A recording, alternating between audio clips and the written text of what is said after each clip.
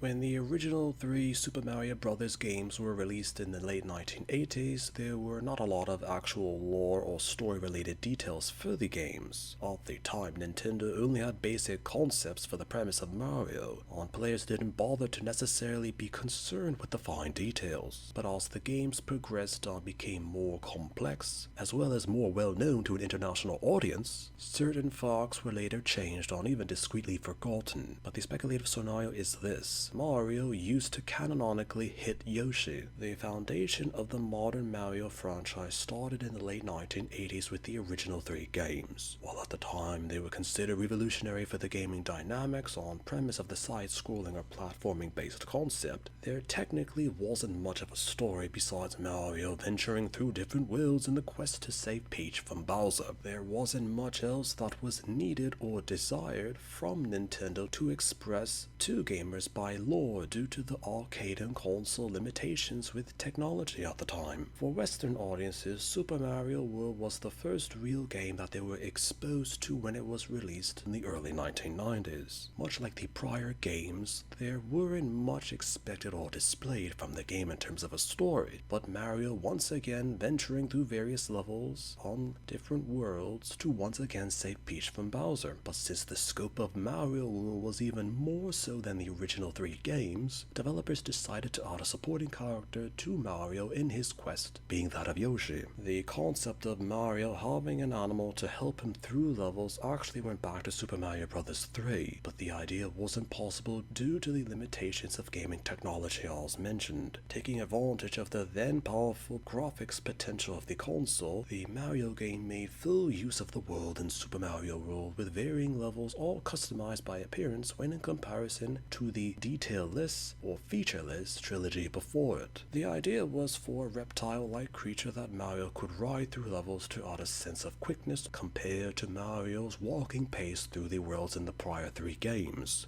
As for the reptile, was a member of a race native to the regions that Mario had passed through, with the colors or features differentiating by the said worlds, and technically Yoshi had limited intelligence at the time. Yoshi was an omnivore that was neutral towards Mario, but could be ridden on used in his quest. But there was no real friendship or true understanding between Mario and Yoshi. At the time, there were no real lore or details pertaining to Yoshi and its species, as it was just another animal that was known to Mario in his quest. Due to the said neutrality between the both of them, he had to physically show the reptile what to do depending on the situation. There were originally theories that gamers had at the time due to the limitations of the Super Nintendo Entertainment Console, and the commands that Mario did or gestured to Yoshi were no different. Due to the sprite commands or depictions, when Mario rode Yoshi, he would hold on to the creature like a horse with reins. Using these said reins when riding a horse is a subtle yet minuscule display, as which was needed to show the player controlling Mario riding Yoshi. So it was decided by Shigeru Miyamoto and Takashi Tezuka to have Mario literally hit Yoshi on the head to force the creature to stick out its tongue to swallow various things in-game. Early on in the game there were no real problems with such, and even from Japanese players there weren't any real cares about the reality that Mario would literally beat Yoshi every time he needed the reptile to stick out its tongue to eat something or hold something or even to spit something out from within its mouth. While the Japanese player community didn't exactly care, the American player community actually did, as there would be clear concerns or even criticisms against Nintendo for the clearly depicted hitting within the game. But it's unknown which community of gamers voiced these said opinions to Nintendo first, be it the Japanese or the Americans. Regardless of which player base had opinions about the truth that Mario clearly hit Yoshi in Super Mario World, Nintendo quickly changed position on the issue to have official artwork depicting Mario extending his fist outward aside Yoshi's head,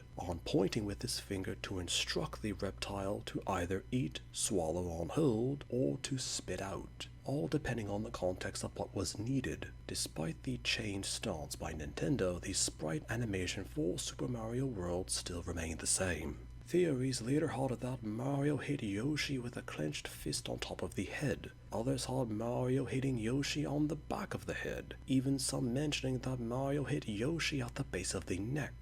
as there was a sound effect heard whenever Mario hit Yoshi on his head. Wherever the place of impact was, it was considered to be a loud hit and not just a simple tap, as Nintendo changed the sound effect to have it more similar to a command instead of an outright hit. This was where the consensus had it that Mario would shout "Go" to the reptile in an effort to communicate with it as a recon of the prior hitting of the animal to have it do something. The sprite animation even had Yoshi close his eyes in an aspect of wincing in pain due to the impact from the hit by Mario. All of these were considered by popular opinion to try and explain due to the lack of clarification with the relationship that Mario had to Yoshi when riding. With all of these details now known, Nintendo later changed the scope of the relationship between Mario and Yoshi. Baby Mario and Yoshi were close and mutually friendly in Yoshi's Island. Mario and Yoshi rarely saw one another in Super Mario 64. These next two canonical appearances restarted the relationship between the pair, and in modern Mario games, the said origins of Mario's treatment with Yoshi is better than what it once was.